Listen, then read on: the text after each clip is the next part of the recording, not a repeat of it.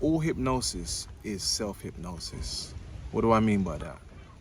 So all hypnosis is using the power, your use of the power of your own subconscious mind to give your mind better commands and instructions and suggestions to do away with unwanted behaviors that have been running your life for a long time. It's not a way of programming people to become mindless zombies and, you know, go and rob a bank or, you know, go and carry out a heist. Not that that's what I'll do. But how it works is by accessing your subconscious mind through a state of trance, which you go into in hypnosis, which you go into, by the way, every day when you're reading a good book or watching a great movie, or you're doing something that you really enjoy and you're just in the moment at the time. Oh shit, the wind came, my bad.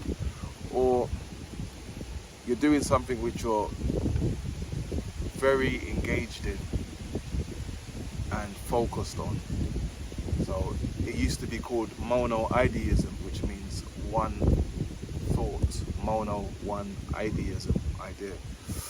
And then it was called mesmerism, I believe, after a famous hypnotherapist, Anton Mesmer. And then it went on and expanded. I mean, it has a history stretching back to early recorded times of history.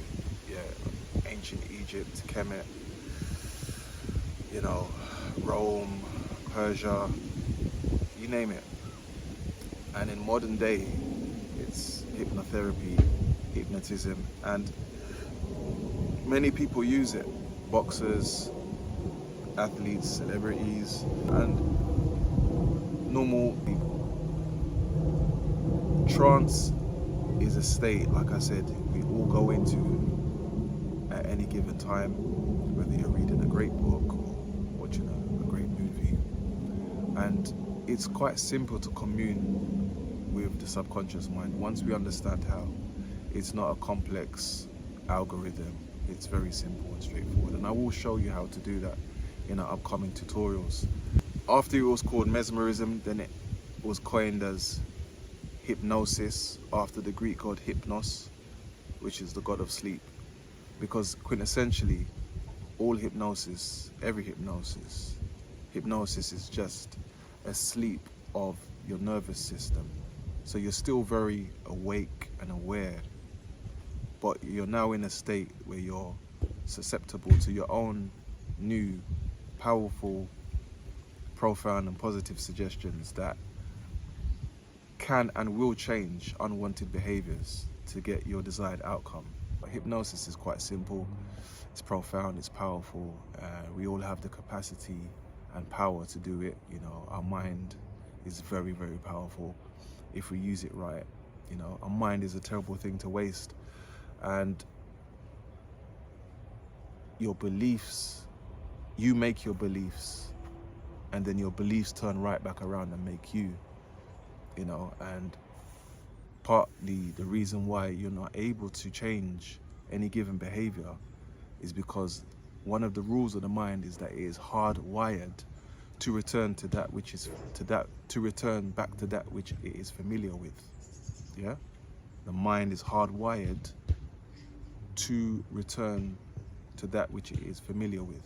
That's one of the rules of the mind. Another rule of the mind which comes into play is how we think, feel about anything at all is down to the pictures we paint in our mind and the words we say to ourselves. So it's time to start telling ourselves better things, to alter our beliefs. And like I said, we make our beliefs, and then our beliefs turn right back around and make us. Yeah, there are other rules of the mind which I will be mentioning in other episodes, so stay tuned. And these are rules of the mind which are almost universal, like you can see them in actualized in your mind. Another one is the mind steers us towards pleasure, and away from pain. Think about that one. And I'm back on topic. Self-hypnosis is just a way of you accessing your subconscious to understand what is running your unwanted behaviors and to break free of them. To break free of them through a process or via trance,